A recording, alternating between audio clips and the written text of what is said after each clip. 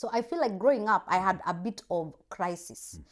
And my outlet, mi nilikuwa napiga maboy vibaya sana. Me, I've always fought, even today.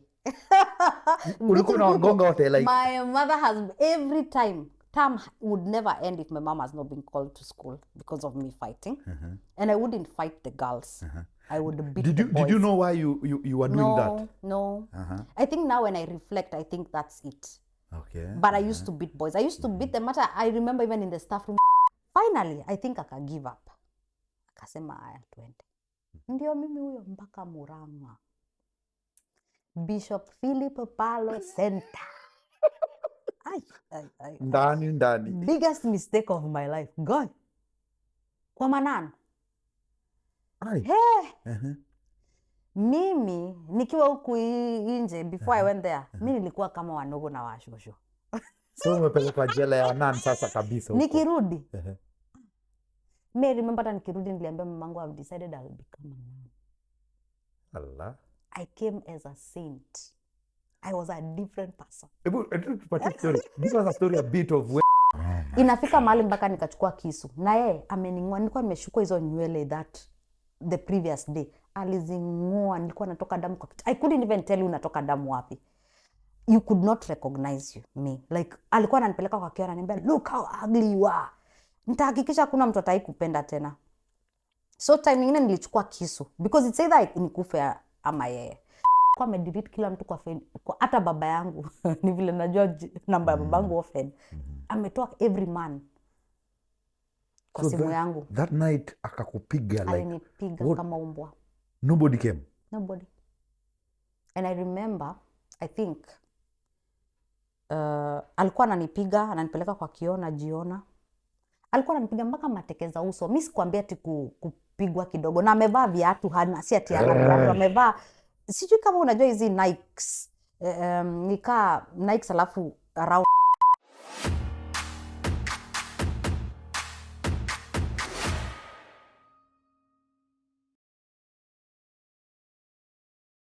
Hello guys, welcome back to The Rise. Today I'm blessed to have this beautiful lady. She has driven like around 100 kilometers just to come and do this. Thank you very That's much. how much I like you. Yes. I don't want to say love you, Yes. but like you. Yeah, likewise to me too. I want her to introduce herself, tell us where she's coming from, and we can start from there. Welcome. Okay. How are you? Boy, I'm fine. I'm so Yes. happy to be here. I've been nervous because normally I do it just myself and I.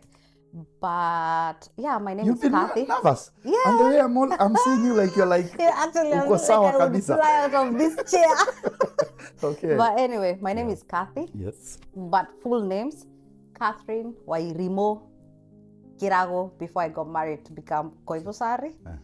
I've been living in Finland for the past, actually, this September will be, 11th September will be 10 years. 10 years. Yeah. A decade now. Imagine. Wow, that's nice. But I'm still not that fluent in Finnish. I can speak, I can understand, Yes, but I'm still not there. Okay. I came here to study, and then I stayed here for some reasons I am sure we'll talk about. Okay. Yeah, but that's just a bit about me. So back home in Kenya, where are you coming from? Which side of Kenya like you're coming from?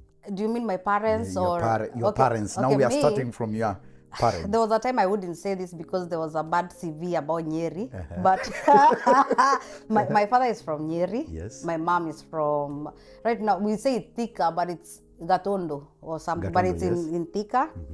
But I was born in Pumwani. So there's a chance I'm not my mother's child in case those days. Yes. But we are. I look alike. Like we look alike. So, but I was born in Pumwani. I grew up in Satellite setting. For those who know, it's near Kawangware. So I have this. What is it called? Background that I can say like. I don't know how I can even put it. Like not a suburb life. Like because I know in Seti like there's Kawangware, there's Lavington, and there's that. Sasa Lavington is for Barbies. Sasa hao walikuwa Lavington is the Barbie. Barbies, Yeah, those are the Barbies. Sasa sisi tulikuwa huko kwingine. Okay. Like satellite. Yes, And then of course we used to hang out around huko Kawangware at some time. So I would say I came out from that background of hustler life, but my dad his background is he was a medical doctor. He had a doctor degree from Nairobi Uni, and my mom also is in the medical field. And then they met each other, and then I was born, but my dad was still in campus. Okay.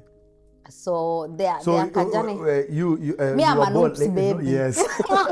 Okay. Even my mom doesn't lie. My mom wasn't happy when she found out she was pregnant. I'm a oops, and I'm kind of used to it because I can understand. You're 19 and then you're pregnant, and you just came to Nairobi not long ago, and you're living with your sister. Like, where are you taking that baby? Yeah, it's true. So, and then my dad was in campus. Where are you taking that baby? So my dad, he rukad it mbaya sana. He disappeared like something else. I think he came back probably after I was born. Okay. So I would say the whole pregnancy journey, it was just my mom, me in the belly, her trying her methods to kick me out. I did not come out. I come out. Going where? I'm here to stay. So that was the start. And then I think afterwards, my dad, maybe, I don't know whether it's guilt or maybe he missed No, that. I think mostly, like, we have to understand sometimes when a guy gets like a woman pregnant when he's in school. Woga, there's this fear, I think also it's fear because he's not, where is he taking the baby? He doesn't have money. He's still in school. But then I think he came around and they started living together, and then that's how our family was formed. And actually I was like daddy's girl. I was his world, especially because in his family, his parents just had their 7 boys. You can imagine, no girl. It's apart from their mom. So I was like the baby of the family. So growing up, actually, everybody called me baby. So baby was my name. I was just the baby. Yeah. That is girl. So how many are you in the family now? Like, hey, let me tell you, Mina. So with my mom, we are only 2. And we have an age difference of 12 years. I have a younger sister. And then 12 years difference? Yeah. Because I think after my mom had me, the whole experience wasn't that good. And then when my dad started getting moolah, of course women, they were just coming. Then all of a sudden, we have a second wife. And then all of a sudden, there was a third one. So my mom is like, hey, this guy, the way he's going, am I ready to have another child? But then my mom and dad, they had kind of an understanding. I think my mom understood from a very young age that the more she tried to stop my dad from doing whatever he had to do, the more my dad became distant. I think maybe she didn't want to be the like badging and always asking. So, and that ended up, like, both of them became very good friends because my dad could now open up even about the other wives and stuff. So they became friends because my mom understood there's no way I'm taking these other wives and there's already children. So for us, we are 2, and then second wife has 4, and then the other one had 1, and those are the ones that we know. That my dad, that my dad says that he accepts. Because in our culture, a man can actually say, I don't want that one, I want this one. So we could be more. I usually say like we could be 11. And actually we were 7, those ones that we knew each other. And the ones that my dad acknowledged were 6. And after my dad passed, just recently, actually this year, I have a new brother. According to DNA tests. A lot of family drama, but so we are many when it comes to my dad. But with my mom, it's just the 2 of us. Okay, so tell me how your childhood was like, because now you're saying like there were so many, like 3 women, like moms, and so how did you grow, like me? Yes, I would say like earlier on, it was a bit sad because after my dad came back and now we are a family unit of 3, right? And we were living a good life. Like I remember. Was it different places or it was like? No, first it's just my mom, my dad and me. That time he hasn't started getting money. So he's still not going anywhere. He's still there and he really loved my mom. And I could say our life was good because even if we lived in satellite, we were living in a 2-bedroom apartment. Those think in because I'm an 89 born. So think 1991, 92. living in an apartment. There is water, toilet inside. Like that was a big deal if you lived in Nairobi that time. And then I think it was around, because he graduated in 92. Around 93, that's when we like my mom noticed, okay, this guy is not coming every time. Because he was posted that time in Machakos General Hospital. So he wasn't coming every time. Then excuses here and there. Then all of a sudden he's not coming. But then this guy just woke up. One day, he's left with me. My mom goes to church. Guy pickup comes, picks his things, half the things actually, and goes. Yeah. They have not fought with my mom. There is nothing that has happened between the two. He just up and left. So my mom comes back. I'm outside playing. I think I'm 3 years, 4 years, very, very young. So she's asking me, where is that? And I say, oh, there's a pickup that came with Uncle so-and-so. And they packed these things and they went. But that time he was going out to the second wife. Yeah. And so my mom started afresh. Okay. By herself. And I think because I was so young, I kind of forgot the whole guy. Because I remember growing up, Kwanzaa satellite. Hao watu hata wananijua. They used to sing for me, hauna baba. Because I forgot about the guy.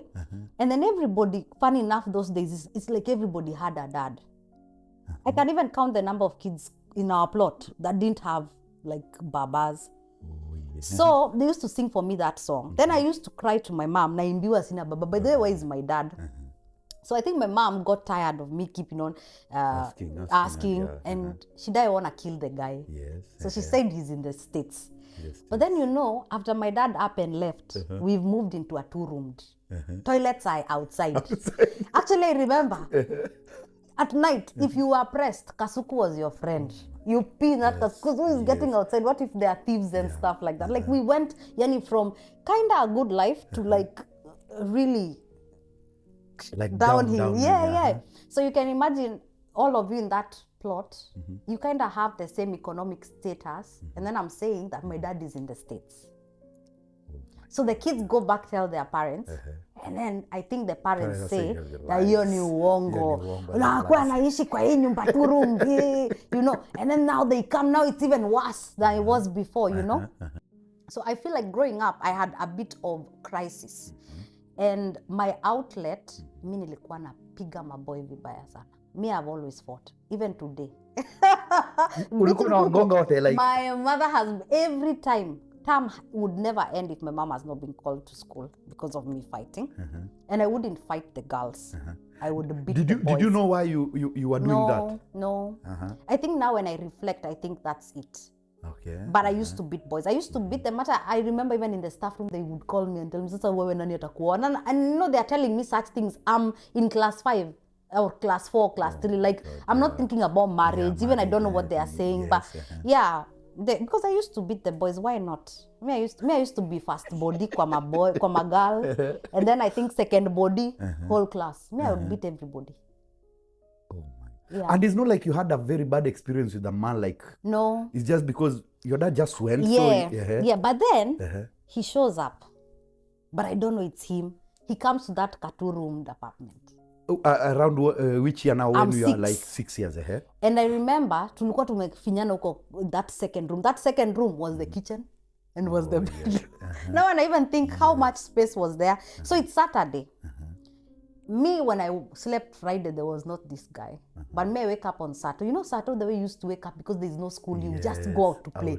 So me, I found a mattress on the floor and there's a dude sleeping there. That's not my business. Me jumped the guy and went to play. Then when I was called for breakfast, the guy is awake. So we are eating. I don't care about you. Me, I don't know you. You don't know me. So I'm not that invested. And it was legit, like, it's not like you are like, for you, you didn't even... No, I couldn't remember this guy. Actually, I tried to think and I couldn't, because he kept on asking me, how are you? And do you remember me? And I say no. You don't remember me? I'm like, what is wrong with this guy? You keep on asking me. I don't know you. I've never seen you. I don't remember you. And that was the first time. And then I go out to play and there's a nice motel outside. Corolla. Plot. There's only the landlord who has a car.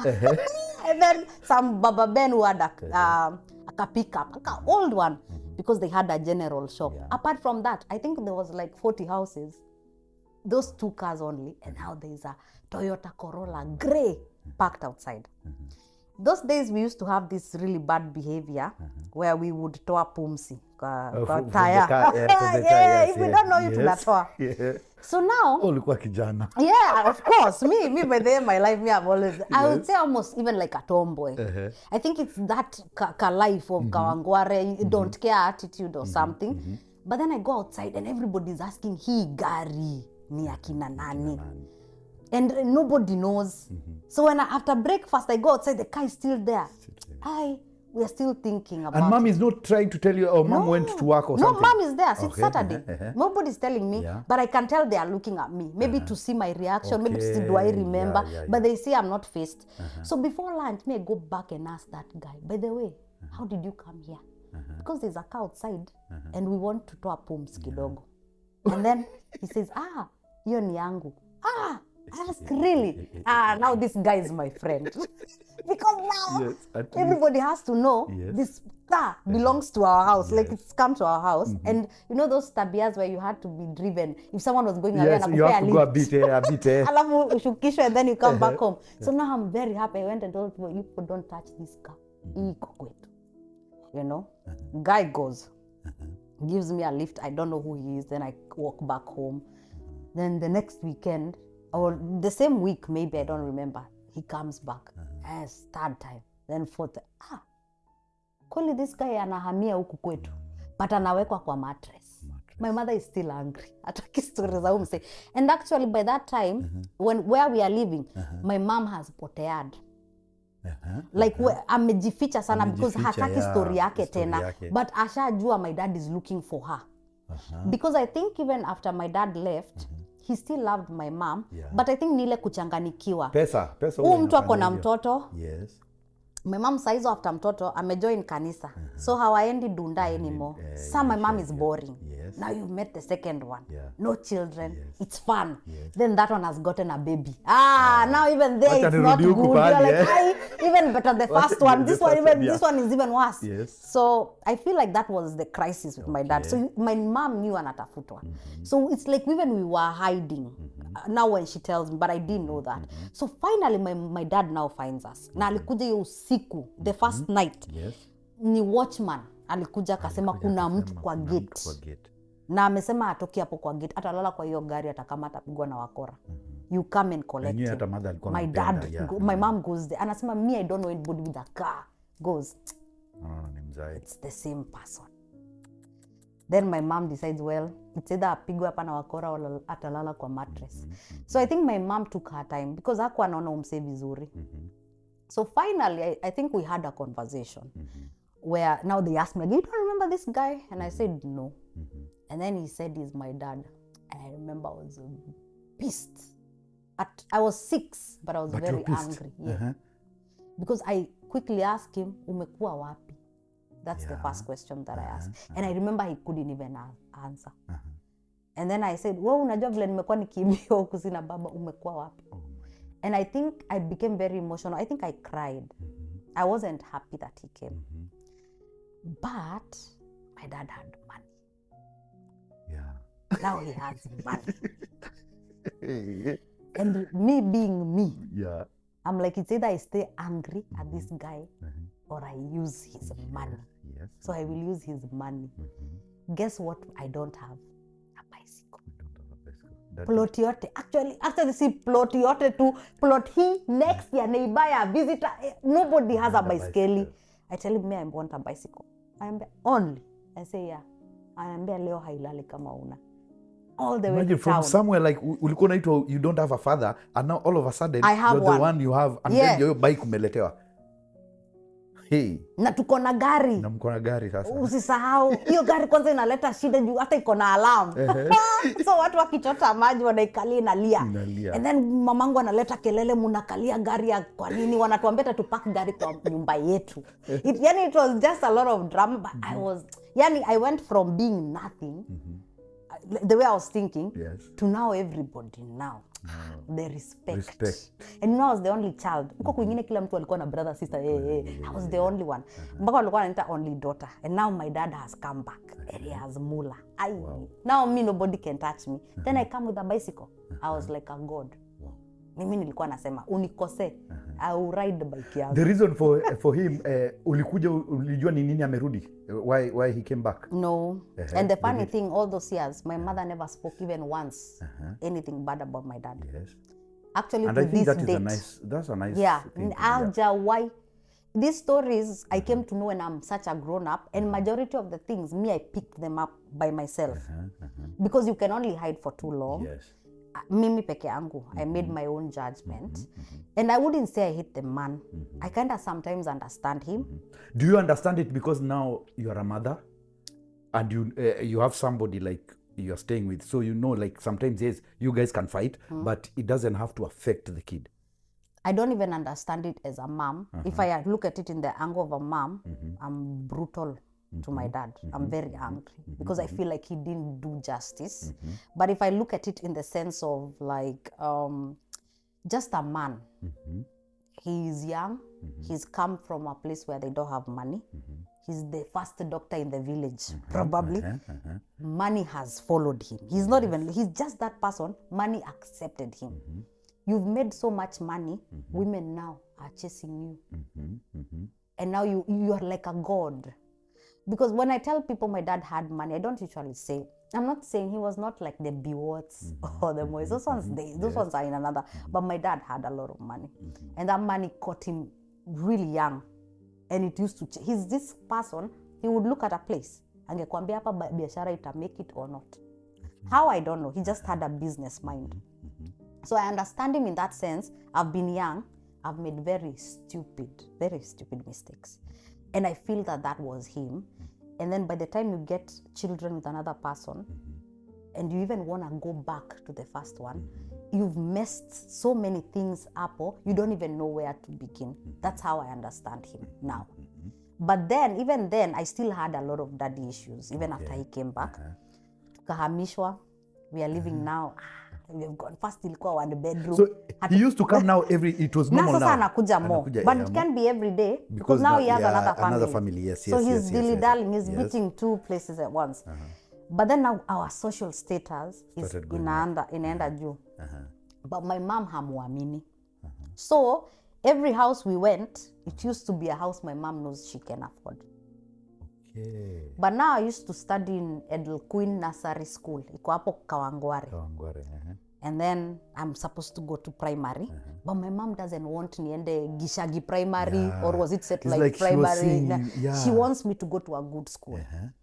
So she's thinking about Kilimani Primary School. It's in Adams. Yes. But then the problem, Kilimani those days, ilikuwa inaenda mpaka na wazungu waindi. Uwezi enda huko if you do not you don't live. Umeshakuwa matajiri. But saizo bado she wants to take me somewhere that if this guy disappears, okay, I can mtoto wangu simtoi shule. Okay, yes. So hafikiri long term, but anafikiria ile something nice for my kids, my kid, but naeza afford. So Kilimani, those days hungeenda kama uishi hiyo area. Yes. Boss wa mamangu lives in Kilimani. So my mom borrows her bill ya stima. So hiyo bill ya stima ndio iliniingisha Kilimani. For the address, yeah. Then nikalipewa ka school bus kalikuwa kanaitwa Sampan. Kalikuwa kanakaa kamkate. Now I am happy. Sasa naenda shule, has swimming pool. Has a big field. Hiyo ilikuwa class? Gymnastics. Sasa naingia pre-unit. Okay. Sasa mimi naingia shule. Now this was a school. Yes. And I feel like that was a good base kwa sababu nilienda na kids, unajua ikuwa kama Makini, Riara, but still nimemake it. Kutoka umetoka hiyo background you have made it. Because the rest of the kids, not that it's a bad thing, walienda Satellite, Ndurarua, or yani just schools hapo. And then the ones walienda sasa karibu ni Lavington Primary. But hata hiyo haikuwa na swimo. Sasa sisi tulikuwa na swimming pool. So I could boast sisi tuko na swimo. Nafanya gymnastics, nafanya sports, tuko na field kubwa. So yeah, and I was there until class 5. And then nikashipiwa sasa boarding. But my mom didn't want me to go to boarding. But my dad wanted me to go to boarding. But I wanted to go to boarding juu ya kupigwa. Mimi nimepigwa. Nilikuwa napigwa kama kila siku. But me I was naughty. Mimi nimetolewa kwa nyumba haijamalizwa kujengwa. I think hata nilikuwa nimekwama huko juu. Nilitolewa na zimamoto ama ilikuwa watu wa nini? Acha mchezo. Mimi nimepigwa because ya kuenda concert ya Coca-Cola, nikaenda kudance dombolo na hata sina huku nyuma. Then mamangu anakuja kusikia mtu wa kanisa. That I was a whole multitude, watu wa seti wote wameniona juu ya jukwaa. Na bado nilishukishwa. Nikapewa kakoka. Hizo time kakoka alikuwa kametokea kadogo. All that na ndio nilipigwa. I used to be very naughty. That one I don't kataa. But mamangu was a disciplinarian. So primary yako ilikuwa tough like that? I would say tough kupigwa. Mi lazima ningepigwa. So did you ever change like when ulikuja sasa secondary? Sasa nimeenda boarding nikiwa class 5. Yes, After nime-insist because nafikiria boarding you went when you were 5. You nikiwa na class 5 Juu mamangu hataki niende. Juu si ana mtoto mwingine. Yes. But my dad wants to go. But I don't understand why my dad wants me to go. Mi najua babangu ako on my side. So my mom would refuse. Then tukienda outing nipelekwe Splash.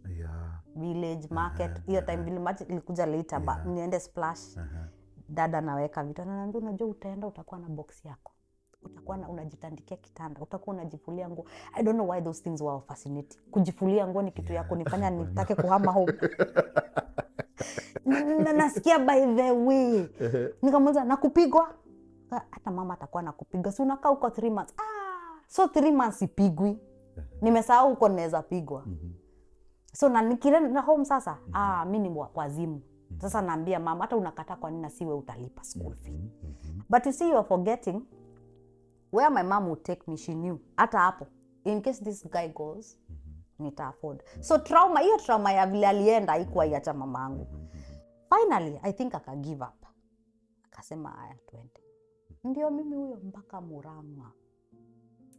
Bishop Philip Palo Center. Ndani. Biggest mistake of my life. God. Kwa Manano. Mimi nikiwa huku nje before I went there, mimi nilikuwa kama wanogo na washosho. So umepelekwa jela ya Nan sasa kabisa huko. Nikirudi. Me remember that nikirudi niliambia mamangu I've decided I'll become a nun. Allah. I came as a saint. I was a different person. Give us a story a bit of when you went to that school huko hivyo kwa Nano. What was that? What was different? Me first when I went there kufanya interview, that school was clean. Nikasema, hebu na shule vile ni safi. Little did I know, it's the student who clean it. There are no cleaners there. The cleaner is me. Yeah. The cleaning is done by me. Nilikuwa nimeambia hata hakuna mtu amezichuna. Yani sikuwa iona mango apple mango. Garden of Eden. Yani mpaka zinaanguka hivi. Yani mtu inakaa nikaita collapse inashikiliwa hivi. Yani I saw like paradise. It was like a mini paradise. Then we go there. Sisi wote newbies class 5. Juu ilikuwa inaanza class 4. So kuna watu walikuwa wameanza class 4. Tulikuwa tumekuwa class moja. Tulikuwa tunalia. Now the homesick kicks in. Chakula nayo asubuhi uji. Hiyo uji ukifanya hivi ni maji. Hakuna mkate apart from Sunday. I think zilikuwa slice 2 ama 4. Nyama, mnakiwa nyama moja hivi. Mimi ndio napenda nyama. Do you know me, my career from nursery till that time. Actually sasa hapo ndo niliongezeka zaidi. I used to say I'll open a butchery and a bakery. Mimi napenda nyama. Hata ningefura tonsils. Mamangu alikuwa anajua nimepona. Unataka kukula na nyama? Heri zininyonge. Me just loved meat. And then sasa tunapewa nyama once. I think it was twice a week. Ako kanyama kamoja na Sunday. Yes. Mass every day. Kuomba. It was like a military school. Kuoga na maji baridi. Unaona zile buckets za maziwa? Unasahau hiyo ni primary school. Me, I'm telling you that school was a military. But there's something I came out with. Good grades. There, lazima ungesoma. You went there. No, ukacha Urui. Ukacha kwa Mrui. kidogo. Kwanza acha nikwambie, nilifika hiyo siku hiyo, nilishapiga mtu. Ya kukanyaga kitanda yangu. Si ni deka? Yes. Hakuna stairs. So tulikuwa uingishe mguu chini ya mattress, Then upande. Dem alikanyaga, akapanda. Nilimshukisha na hizo mavitu zake. Wow. Nikampiga. Nao manan walinipiga kama umbwa. I'll never forget. And there's no way, hata hakuna simu, hakuna nothing you can do. Yeah. After that sikuwaiguza mtu nikiwa hiyo shule. Wow. But nakwambia by the time nilikuwa class 6, I was a prefect. Class 7, I was a deputy head girl. That is how nilienda straight. Yes. And then pole I just realized, bidi kwa hivyo sikuangi mjinga. Mimi Kilimani, homework yangu nilikuwa nafanyia. Unifanyie na mimi nitahakikisha kuna mtu atakuguza. Nakumbuka kuna demo alikuwa anaitwa Audrey Ooro. Sitaisahau. Tukiwa kwa hiyo bus, nilikuwa nangojea tumchukue. Akiwa kwa bus, kazi yake ilikuwa kunifanyia homework. Yenye yeye alifanya sasa na copy. And the teacher could see easy handwriting yangu. I don't even remember learning nikiwa Kilimani. So I was just there to be in school, nipige watu niende home. So we can say dad alifanya kitu mzuri hapo. I think that saved me. I feel like if I grew out in city, I would have been a wrong number. Yeah. I would say that. Because I feel nilipata ile wanaume. And then because I didn't have a brother, I used to feel I'm the one who's supposed to protect my mom. Sasa hiyo urui yote. But after the nuns, those people straightened me. And then the fear of God. And then now kusoma. Sometimes I remember in class 8, before now exam, by 4 ukwe class. Saizo uko ni Muranganya tulikuwa. And it's cold. Baridi juu mchana ni jua ingine hujaiona. By the time asubuhi unaamka, juu buckets lazima zingekuwa za chuma. Ndio zisivunjike. Hauna excuse ya kwenda home. So bucket ni ya chuma. Penye tunalala, hakuna ati utaingia kwa bafu. Munaoga kama mass communication. I remember mimi hata nikiwa dem, nikiona vitu, niko class 5. Naona mademu wale wazee na shindo. Hizo ni nini? Like hata mimi niko shocked. Unajua vitu kaa hizo. Na mlikuwa mnapewa few minutes. Juu bell ilikuwa inaringiwa. Mnaamka. You stand in front of your bed kama soldiers. Mnaomba, good morning Jesus. I have come to greet and thank you. Hey.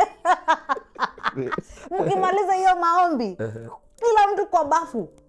Juu na wewe ukichelewa kwenda preps ni shida. Then unaenda unakula. Then uko na place yako ya kuclean.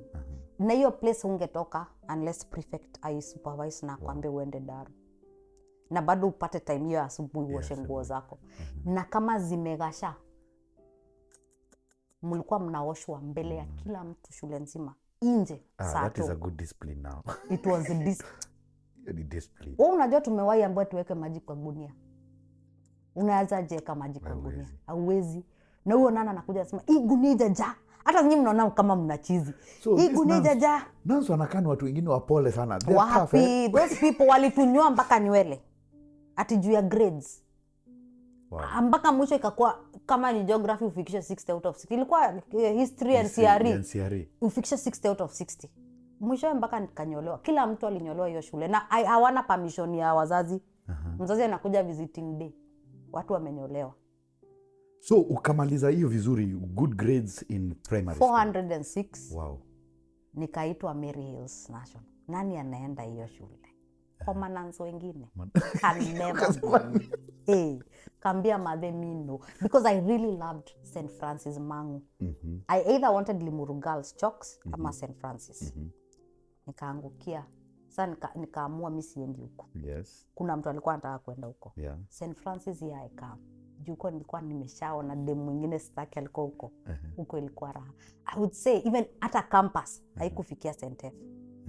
That was my best time of my life in school. So if you say best because it was ungeweza kufanya, you could have done anything you want. It wasn't that strict. I would say this other school, no grabs, nothing.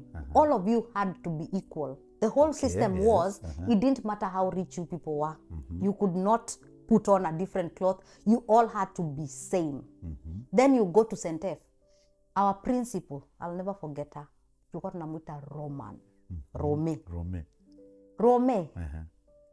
alikuwa anasema hata ukitaka kubeba grabo zako na gunia, it doesn't matter. She was trying to teach us that life inje is not the same. You either work hard, there will be someone who is poor, learn to share. There is someone who will be rich. Yani mimi nilikuwa nakuja na box ile kubwa ya biscuits. Yani life was learned. You could braid your hair. You could put chem on your hair. Funkies nazo. Mko mnaua. My God. Which school were you, like your guy school, like around you guys? Well, watakata, but sisi tulikuwa tunafikiria Mangu High. Because hata ile shule tulikuwa, used to be Mangu High School. Then wao wakahamishwa. Then sa kukaformiwa St. Francis Girls Mangu. But sasa juu wao walikuwa najiona ni national. Na sisi ni first class provincial. Walikuwa nakata. Then Mary Hills wanawataka. So tunaambiwa sisi ni Wathika High. But do we care? We had boys from everywhere. So I would say me high school, I enjoyed it. I think everything now came out. Easy personalities zote. Drama fests. Nilikuwa nacheza basketball. Nilikuwa YCS leader. Mimi sasa. And then nani alikuwa patron wetu. Hiyo ndio ilikuwa kwenda ndio uende mafunkies ama uende hizo But of course kila kitu ilikuwa about funky. Hakuna kitu na Mungu hapo. You join any club just But now this one was about God. It was a Catholic. Was it Christian youth something? Sasa sikumbuki hata jina na nilikuwa leader. But our patron was there. Principal. Kwa hivyo sisi hakuna funky tungekosa. Tukose aje? Basi lazima tungepewa basi. Yeah, principal ni patron. Basi lazima. It didn't matter nyinyi mnaenda wapi. Sisi ni YCS lazima tungetumia basi. So I would say I had a lot of fun in high school. Class yetu ilikuwa ya Warui. I think that's the only class yote imewahi tumwa suspension. I think tuliwachwa watu watatu. All this time now, dad is doing everything, like he's paying. Hakuna mahali, there's no time that you went home because at your school fees. So I've never been chased. Wow. Since I was born. By then nitadanganya. Sijai tumwa nje juu ya school fee. My mom made sure. Hata ile time, because sometimes they would letana juu with dad. Dad anaenda missing. But my mom always paid. My mom alikuwa amejipanga, alikuwa anajua umse. Akienda hivi na mimi. Na ile time atamshika. Azipate. Anaziweka vizuri. That I feel like my mom was really smart. But then that time I used to hear rumors niko na brothers. Mamangu alikuwa amewacheki once but mimi sijai waona. So I think after high school ndo nilitafuta watu. And my father was livid. Alikasirika. Alisema kwanza tunataka kuleta vita. But it had nothing to do with me. Do you know that is the same thing that happens to many people who I've talked to? Like, I don't know why parents, they don't want you. They are not introducing you to your other brothers. But when you yourself, you decide like to know your brother, they get mad all of a sudden. Like, why? It's because of my stepmother. That woman has never accepted that she was the second wife. The second wife. That, like, I'm not even lying to you. The bitterness that she has, I don't even think it can end today. Like, it used to be so bad, my dad would move out of the house. So to avoid conflict, those are her children. Nafanya nini now? So I think... So your firstborn kwa wote? Apparently, according to this year, nime-overthrow you. Acha mchezo. I don't even know. Sasa huyu, hata niko confused. Alipatwa. Hata sijui alipatwa saa ngapi. But DNA will prove. Yes, okay, yeah. That ni wa baba yangu. Ni ukweli. But I don't know when he was born. Because he said he was born in 89 August, but I was born in 89 April. So I should be older. Yes, older. But I'm thinking maybe he made a mistake with the dates. But anything is possible. It's my dad. Yeah. Everything was possible. That man. Yeah. A man is still a man. But he was a good man. Yes, like if I used to want his brain. He was a brilliant brain. So you finished high school. Did you get good grades in high school, or there now you kind of achieve? Sasa, see, I've told you me I went to have fun. Yes. Call you think I'm studying? No. So my dad, his inspirations for me, were that I study medicine. Me, I don't think I wanted to study medicine. Because my mom is in the medical field. Wewe uko medical field. Yeah, it's too much. Kila time madawa. Hata mimi, I want to be different. So mi nimekuwa nikicheza St. F. I've not been studying. Me funky. Niko Rangers, niko hapo. Kila mahali niko hapo. Of course he saw me. Ulikuwa unaenda ngata F2? Sasa yo, nyumbani I unaenda think for home. me, Ama ukifika home you never used to go to... For me sasa, nilikuwa bado na discipline. Okay. Hata nikakuwa na machali. Labda mamunju hapa na pale to hugs, but haikuwa ipita hapo. Yes, Mimi nilikuwa naogopa vitu zingine. So sikuwa ienda hizo clubbing, kuna tu alcohol hapana, like kuna tu lines sikuwa ivuka. Okay, nilikuwa bado na ile uoga ya Manan. Walikuwa instill very hard. But mchezo nikapata B. Sasa nilikuwa B ama B minus. That is so good. Oh my God.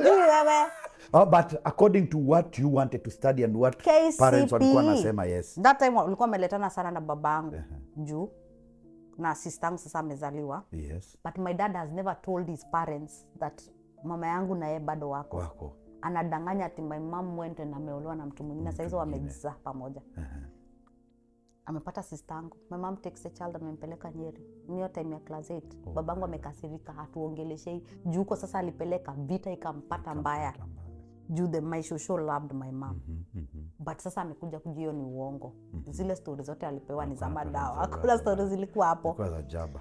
So sasa si nimepita class 8. Hiyo time ndio aliongea. Juu aliambiwa na bishti yake, unajua mtoto wako amepata 4-6. Akasema, mtoto wa nyoka ni nyoka. Sasa nyoka ni yeye, si mama yangu. Sasa yeye. KCSE, hata tu tuseme, after ajue grade, si kuongeleshewa miezi 2. Na akakataa kuongelesha. Jamani, ungenipatia hiyo tu. No talking. Alikuwa amekasirika. Sababu alitaka niende Manchester School of Medicine. Mimi najua mimi si huko hakuna place mimi naenda kama hiyo. Akanikasirikia. Then vile alianza kuniongeleshea akaniuliza, so sasa mama utafanya nini? Me loved journalism. Me can talk. And kila mtu lazima ajue gift yake. Kamwambia mimi hata nimefikiria niende Daystar nikafanya journalism. I feel like that is my passion. That is a dubious course. Umeona stations ngapi? Ni wewe ndio watatafuta kuandike. Ngamba bushuka gari. When you think about something reasonable, you will tell me. Na nikashukishwa hivyo gari. Nikatembea back home. Sasa nikakaa hivi nikafikiria, sasa ni course gani nyingine naweza fanya? Law. So, law was not even in your mind. It used to be, but journalism was fun. Like I wanted to be the next Catherine Kasavuli. Yes. You know, I'm Catherine, she's... that's where I wanted, you know. So in law, maybe I saw, because I loved history. But law has nothing to do with history. Yes. It's facts. It's true, yeah. So, see, facts hata ni mauongo mingi. Upata sijui nasema facts nini. Ni kuitumia constitution and stuff. But I used to think maybe I can do law. But nikaitupa. Sasa tena sina... Na najua mzee aniambii niende nimwambie hapo nataka kuwa clinical officer. Anataka something. Nothing wrong with clinical officers, but anataka something big. Na ataki nurse. Hata kwake nursing si kitu. Anataka asikie kitu yenye akisikia, because my dad wanted jina. Jina. So vile nilimuona nikamwambia umefikiria? Nikamwambia utasoma nini? Sema nimefikiria niende law. Aliniambia now that's what we are talking about. Na sasa ndio huyo mimi nikasema niingie Nairobi University, nikaambiwa hiyo ni ya mchezo. Enda penye kuna para. Kwenye utasoma hakuna breaks. Nikapelekwa Catholic University. Hiyo iko Rongai? Yes, hiyo yenye iko hapo Karen. Yeah, Karen. Hiyo. Na nilikuwa na break ya 2 weeks. Narudi shule. I think law yangu nilifanya 2.5 years. Ukweli. Juu nilianza May of 2009. And by 2012 mimi nilikuwa nimegraduate. Wow. Na bado hata kabla sign your check. Aliniambia, na ukienda huko mchezo, are you sure I should decide? Juu ilikuwa expensive. But uko nayo mchezo. Sasa hapo ndo so university, start the story. How was your university life ilikuwa? So inamaanisha you're going from was kwa wasa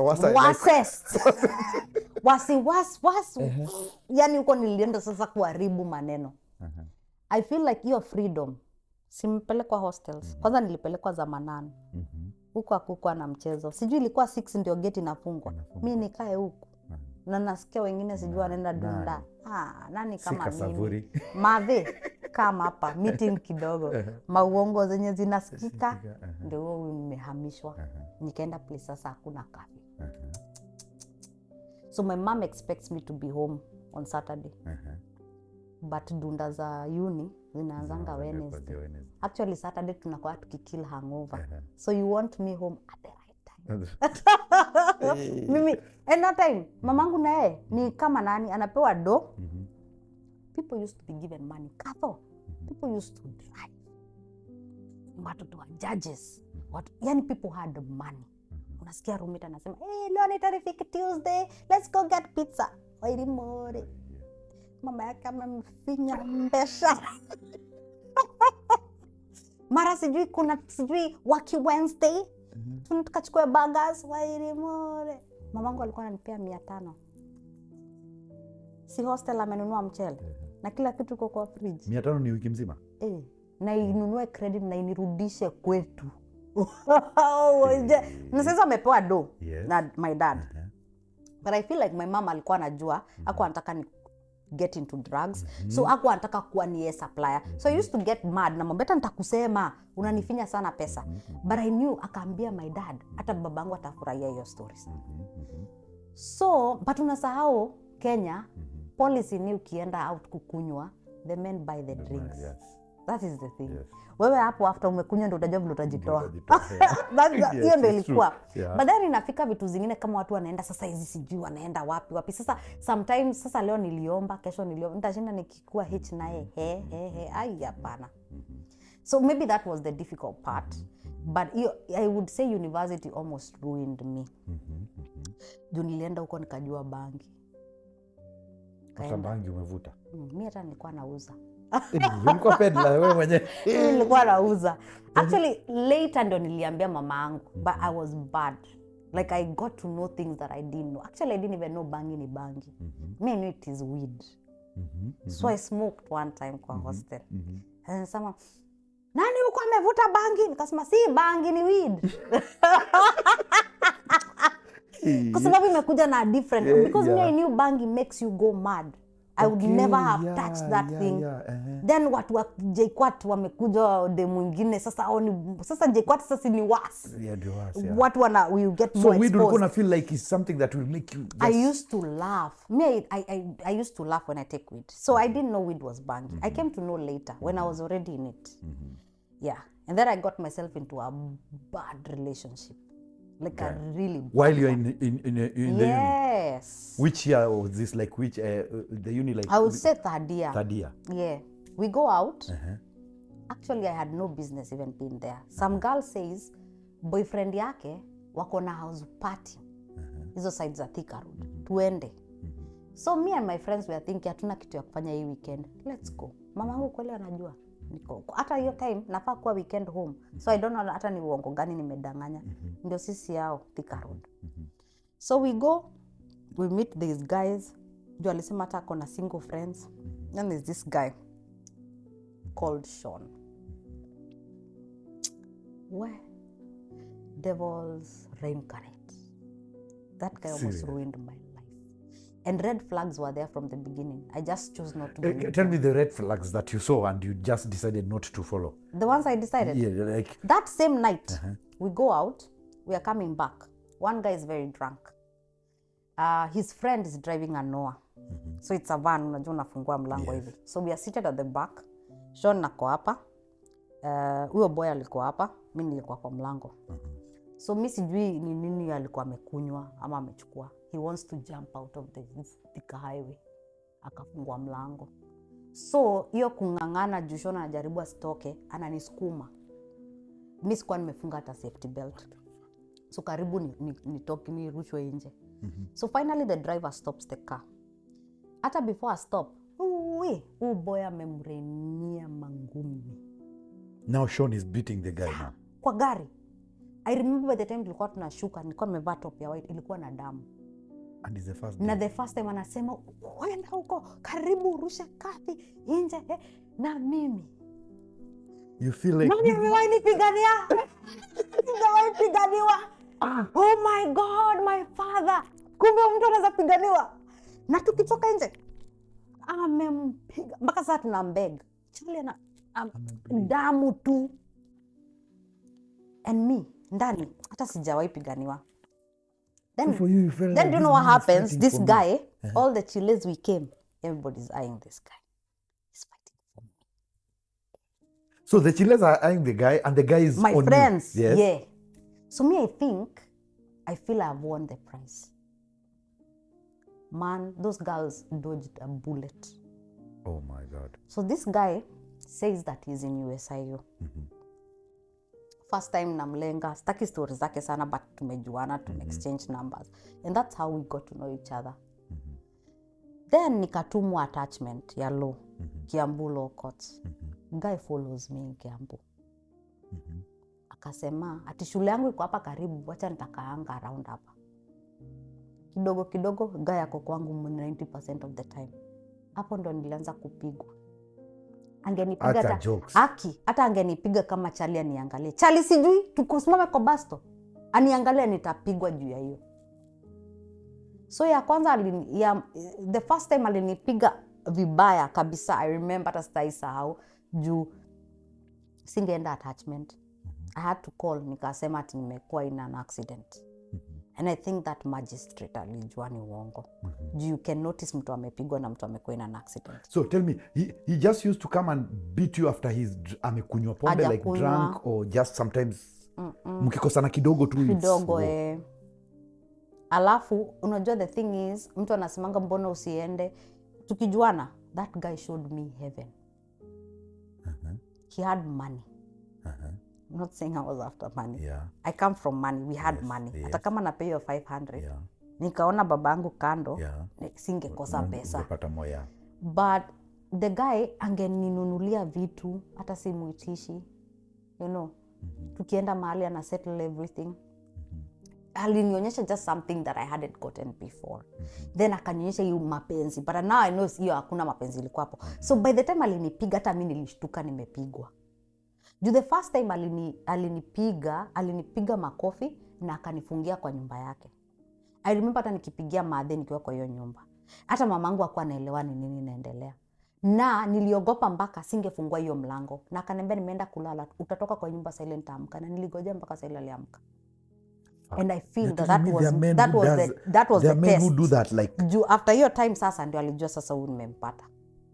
Juu after that ile kipigo nilipigwa mpaka alinivunja mbavu za hii side 2.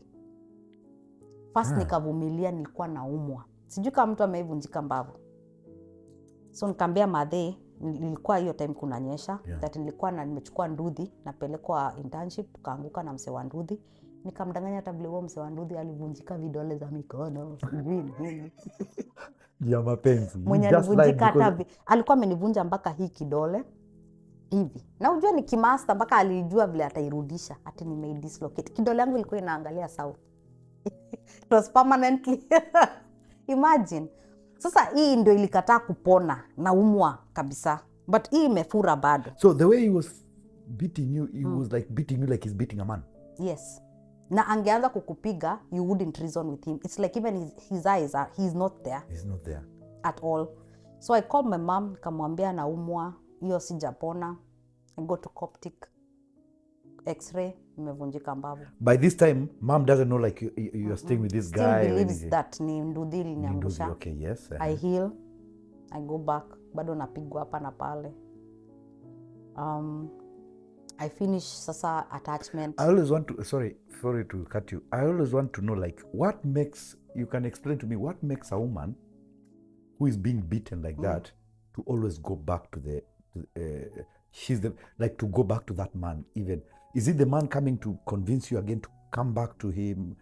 And I feel like, or I really want to know like, because for me, I feel like if nimepigwa, unaenda ukiendanga. I will go under, yes, I will forgive you, but I will never put myself again to kukaa na wewe mahali. I feel like ikuanza ati nilipigwa kama umbwa. Nilianza na ile slap. Small, yes. Juu ya boy fulani. Yes. Then hiyo siku akanifungia kwake. Then akaona kumbe naweza kaa, hakuna place nilienda.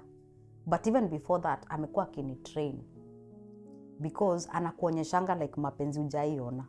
You are his world. unajua anaweza piga anybody because of you. So first he appears as a protector, that he's doing things for you. Then pole pole ukifanya makosa na kutukana, hata kutukana vitu ndogo, it's those things that will put your esteem to the floor. That guy used to abuse me mpaka hata nasahau alikuwa ananitukana, naendelea like anaendelea na matusi, mimi nimeachwa na hiyo matusi nimesikia. Juu mtu anakuita titiless snake, unawacha first ukifikiria kama kuna nyoka unajua kuna titties like yes. Like just some really weird things. Yes. But then una like just small and I destroy, because me I knew lawyer mkubwa mimi nipigwe, mnanipigia wapi? Mimi nimekwambia aje, I used to beat people. Yes. Uchali sikutoka hata nimemfanyia hivi. Hiyo ni mapenzi, ulikuwa umempenda then I don't even know what that was, because I used to feel like unajua mamake alikuwa ametoka Ukambani. Mimi semi watu hao Ukambani ni wachawi, but alikuwa na vitu amechorwa na mamake, vitu amewekwa kama miba on his chest, 6 ziko ndani ya ngozi. They were very weird, and he used to say his mother took him somewhere. But then when I visited their place Coast, mama alikuwa ananiambia achana na huyu kijana ni shetani. Ananiambia vile wanashikana na brother yake wanampiga. So he used to even beat his mom. But think naambiwa hizo story na zinanipita tu hivi. I'm like, I used to be like a statue. I don't even know ni nini nilikuwa nimefanyiwa, because me I feel like I really met the devil.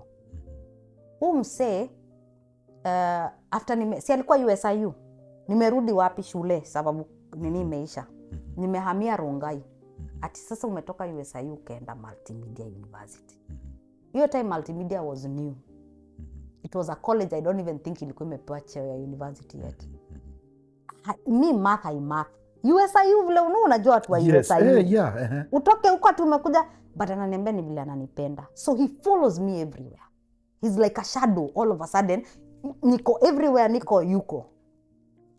So nikiwa my last year, sasa nimeconvince madhe hata nikomboe sasa nje zaidi. Now even I'm not even in a hostel. Sasa niko in my own house. Ndio nikuwe na liberty ya kuona umse.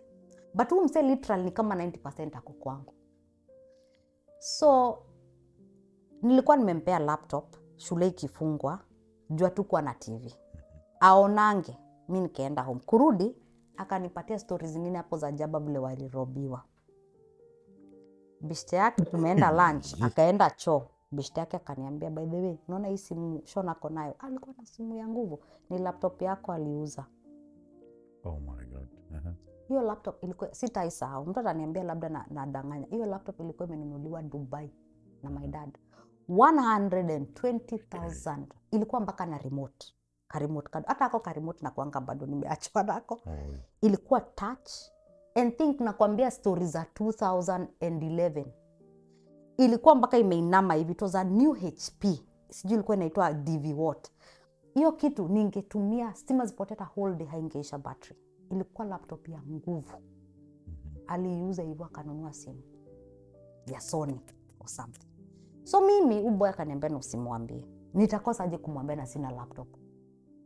Uliamua usiambiane. Mimi kweli hata niligojea. Alitoka hivi chaki kuja nilimuuliza tu. Nakwambia tulipigwa kwa hiyo restaurant. Mimi na huyo chali. Tukifukuzwa nje. How big was that guy? Very skinny. That is the thing. Ndio nakwambia, let me tell you. Sean used to, alikuwa na intimidate watu because nobody could believe unaweza mpiga. But that guy alikuwa na nguvu, mimi sikuwa naelewa. Juu ni kama tukakonda. But naye akikupiga, akikuanza hauwezi mshinda. Na atakupiga mpaka aone damu. Na hata wacha mpaka aone damu. That's another thing. Yes. Alitupiga sisi wote kwa hiyo restaurant. Tukafukuzwa kwa hiyo restaurant. Alivunja mpaka viti kwa hiyo restaurant. Vitu tu plastic. Tukafukuzwa. Chali wa wenyewe alikuwa amefura. Juu alikuwa ameshika kobole. Hata sijui hiyo time alikuwa ametoa ile kobole kubwa ile hectagon. Alimrushia. Na ilikuja kamgonga. Na kwambia unajua unafuranga within seconds. Alikuwa na kinundu hapa. Na akampiga na nikapigwa. Bag yake ilikuwa kwangu.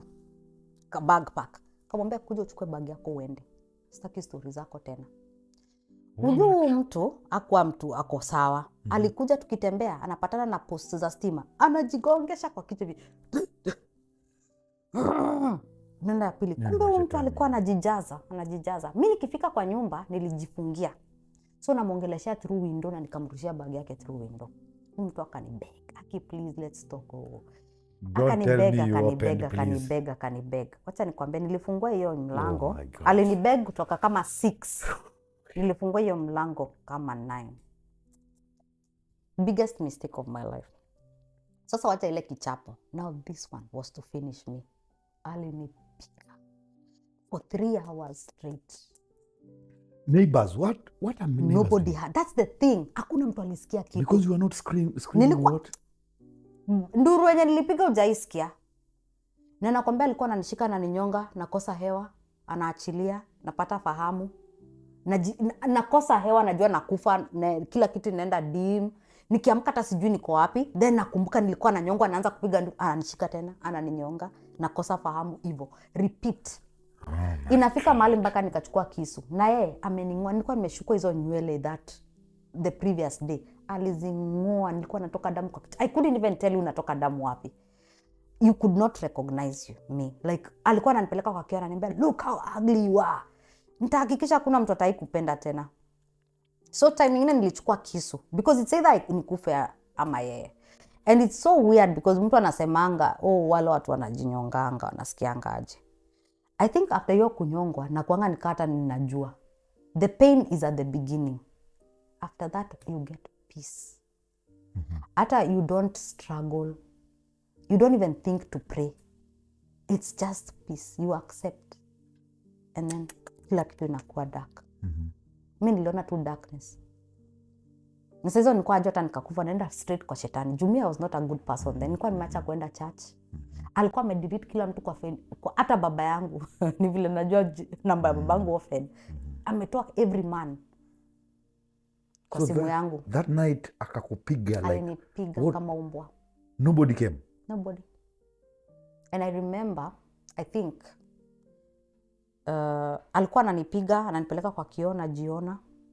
Alikuwa ananipiga mpaka matekeza uso. Mimi sikwambia ati kupigwa kidogo. Na amevaa viatu, hana si ati ana viatu. Amevaa, sijui kama unajua hizi Nikes. Nika Nikes alafu around ziko ni ngumu. Na sijui zinakaa aje hizo. Na alikuwa ananipiga matekeza mpaka za uso. Akachukua simu yangu akaichu kama mbuzi. Na SIM card, alichu mpaka SIM card. Sasa alikuwa amefunga mlango na kufuli. Na ndani. Na hii mlango ilikuwa ya chuma. So ukitaka kutoka ulikuwa inafunguka na ndani. Na ndani. So every time nikipita I think nilikuwa naiangalia na bado imefungwa. So at this point nilikuwa nimechoka mpaka nakumbuka nikimwambia Aki, uhakikisha umeniua. Juu usiponiua babangu atakuua. That's just the fact. Nilikuwa nimeaccept nitakufa. Na the funny thing hiyo time hata hakuna time moja nilifikiria acha nijiombe I was ready to die. Mimi sijui ni saa ngapi during hizo time akininyonga. Juu mimi niliamka akinipeleka hizo kwa hiyo mira nikajiona. I think aliona nimechoka. Juu sasa nilikuwa nimehema mpaka sasa napoteza fahamu. So natembea fani. So hata sioni juu hata damu zinatiririka tu kwa uso. Niliangalia tu hivi naona kufuli imetolewa, imehang hapo but haijashikilia na koji iko juu na ina swing ni kama imefunguliwa saa hiyo. Mimi nilisikia tu run kwa kichwa yangu, nilikimbia. So by the time nafungua koji ashanifikia. Umsi yako na nguvu kunishinda. Unajua akininyonga mimi sikwambia ninaninyonga nikiwa nimekanyaga chini. Alikuwa ananinua hivi kama karatasi. Ananinyonga kama kamba, alafu ananiachilia hata nimepoteza fahamu, ananiwacha kwa floor. Amenirarulia nguo. So hata saizi nikitoka nje niko na top na suruali. Ashararua hizo nguo zingine zote za chini. So finally nimefika kwa mlango. Nimefungua koji, but sahau hii mlango inafunguka aje na ndani. So yeye kazi yake tu ni kusukuma. So ananisukuma na anasukuma pia mlango. Mimi sijui nguvu ilitoka wapi. Juu nilifungua, nilivuruta. Vile aliona nikaa namshinda nguvu, akaniuma mgongo. So I think mimi juu ya kushtuka nimeumwa juu ya uchungu. Nikamwangalia hivi.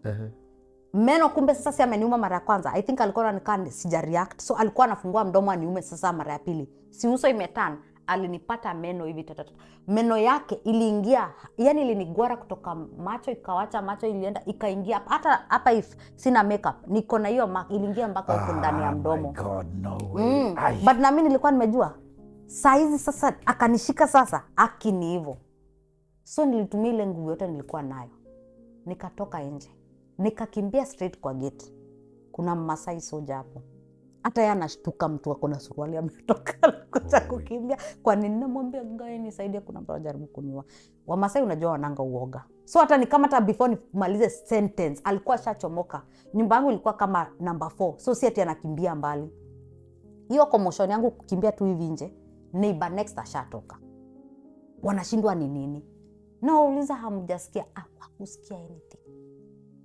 Soja kuingia kwa nyumba, there is nobody. Usiniambia lihepa. Fence iko juu na iko na glasses. Viatu zake ziko hapo. Hata viatu ndo zilifanya huyu soja akajua si chizi. Backpack gone, but viatu tu. Huyo mtu huyo Masai alisema mtu amepanda hii fence. Na hizo seconds zenye nimekimbia nje. So did you try to explain to them like ukipigwa kutoka saa 3? Soja akasema ajasikia, it was a very quiet night. Huyo mtu alikuwa na mshetani gani? Sasa lazima vile nimepigwa hata mimi najisikia siko poa. But ni one, nitapigia je madhe one. Aanze kukimbia na wakora nini. Kale Kasim kadali kuna kamoja kayu. Hiyo time kulikuwa na U network. Akakuwa kamechuiwa sana. Hako ndo nilingangana nikaweka kwa simu. Simu hata sioni numbers. Jua imekuliwa kama mbuzi. Sijui hata ilifanyaje kazi. 6 Sunday kapiga simu. Mamangu naye alikuwa ameamka jana anajitayarisha kwenda church. Kumwambia sasa nataka unikujie juu Shona amenipiga vibaya. Awangu tu alianza kulia. Madhe na yeye usiku ajalala. Alilala akiomba. Na anaambiwa aombe juu yangu. Na yeye haelewi kwa nini anaambiwa aombe. Akakuja, hata angeni recognize. Ni sisi, unajua aliniona, mamangu ni wakelele sana. But for the first time aliingia aliniona. Aliniambia tu, oh my God, just come and hug me. Hakuwa naamini niko alive. Then from there tukaenda polisi. Polisi tu walikuwa na uko sure ni mtu ama ni mnyama. Hawakuwa wanaamini nimepigwa na mtu. Sijui nimeona watu wamepigwa, but walikuwa either ni vile nilikuwa hiyo age yangu ama ilikuwa inakaa nimepigwa sana. Lazima tungeenda hosi, then tuandikishe P3. So hiyo pia ilikuwa ina take time. At the end, did you guys uliwahi rudi huko? Did you ever go back? Tulienda mpaka kwa pathologist. Pathologist ananiuliza hii ni kamba ilikunyonga. Namwambia hapana, ni mikono za mtu. Akaandikiwa grievous harm. I think hiyo ungefungwa. Was it 10 to 15 years? Nilirudi. Oh my God. Nilirudi. Nasikia nimekasirika sasa hata na wewe. Hata sasa kasirika kabisa. But hiyo kurudi yangu ndio ilinisave. Why did you go back? And how long did you take, like from the time yenye ulipigwa hivyo and you went to that pathologist unasema and then you decided to come? How they decided for like how long? Hata sidhani 3 months. Na sasa I had to convince my mom that Mr. Kiku endelea na hii kesi juu hata ni traumatize nikimuona kwa court. But ulienda kwake? Tulikuwa bado tunaongea. Huyu kijana bado alinifuata. Hata ningechange number bado angeipata. But was he talking like as if like he's sorry? No. He was still... But I feel babangu theory tulimpea nilipigwa na wakora wakaniibia laptop. Juu mamangu alijua, babangu akajua ni story na kijana. First mimi sijui ningefanywa nini, na hata huyo kijana sijui angefanywa nini. So hiyo atungemwambia, but madhe alikuwa anajua ukweli. So hata sijui tulikuwa tunaenda kesi tuifiche aje na tunafanya ati kesi. So madhe akasema ni sawa, sitaki utraumatiziwe. So tuka drop case. But you know the funny thing? Our police, that guy was never in USIU. That guy was never in multimedia. No mse alikuwa anavaa bag. Ameenda shule. Hadi leo hii.